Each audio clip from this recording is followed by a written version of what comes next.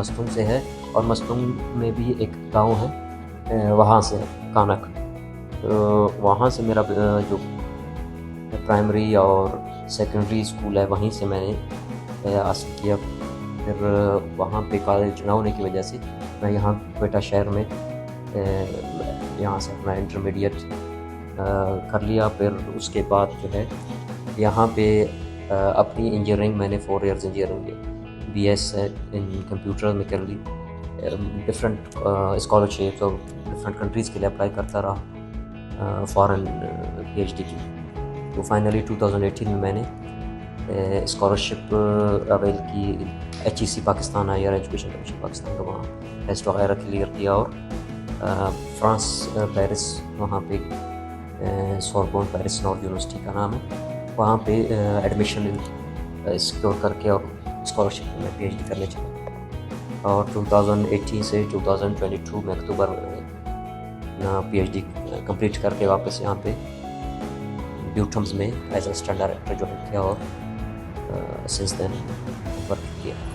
इस सिलसिले में काफ़ी फाइनेंशियल मसाइल भी रहे और उससे ज़्यादा जो है जैसे हमने कहा फिज़िकल और इस तरह के मसाइल काफ़ी थे, लेकिन चले अल्लाह की मेहरबानी से और स्पेशली अपनी मेरे फैमिली, वालिदैन और बाकी जो रिश्तेदार और कुछ करीबी दोस्तों के जो है सपोर्ट और उससे अल्हम्दुलिल्लाह ये मसाइल जो है दूर होते गए और मैं अपने मंजिल पे पहुँच गया। माशरे में जो है हम जैसे थर्ड वर्ल्ड कंट्री के और सोच और इन चीज़ों में और थोड़ा सा अच्छे हैं हम, सॉरी टू से, लेकिन ये एक हकीकत है।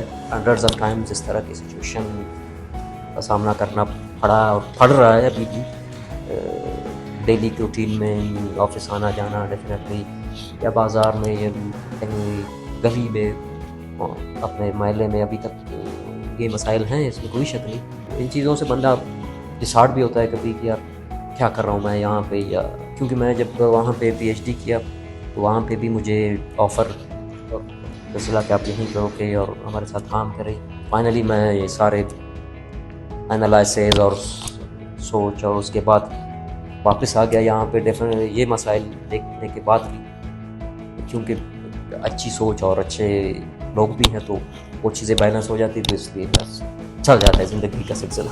मेरे वालिदैन कहते हैं कि जब तक मैं छल पिल नहीं रहा था उस टाइम तक फील नहीं होता था। ये मेरे बचपन की तस्वीरें भी हैं तो बिल्कुल एक 26 का लड़का और उस तरह से सुरख तो फील नहीं होता। जब मैंने चलना शुरू किया तो वो देख रहे थे कि भाई ये टेढ़ा टेढ़ा चल रहा है, क्या मसला है। अच्छे अच्छे डॉक्टर्स थे तो उन्होंने कहा कि भाई इसका ये इशू है और इसका कोई इलाज नहीं है, ये इसका पैदाइशी है।